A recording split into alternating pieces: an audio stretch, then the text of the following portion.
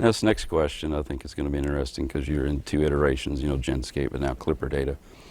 Do you think there's a difference in today's leaders than in previous generations? In other words, could you and Sean O'Leary in the 21st century is there still a pathway to do what you did, 10 or 20 years ago today?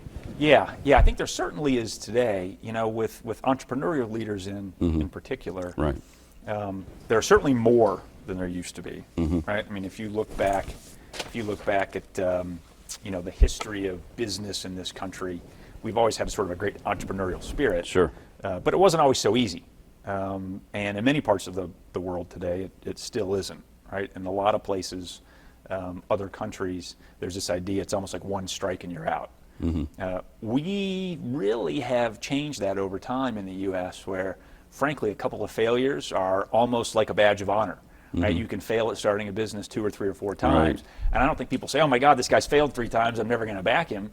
Investors look and say, great, the guy's failed 3 times, look how much he's learned. Right. Now it's his 4th time, we'll give him some money. Risk tolerance or what have you. Yeah, that's right. He's figured some stuff out and all that. So really, I think it's easier to be an entrepreneur today than it was. And so that does change the character of entrepreneurial leaders a little bit, right? You have people, in many cases, I think that are maybe a little bit less focused, a little bit less driven, right?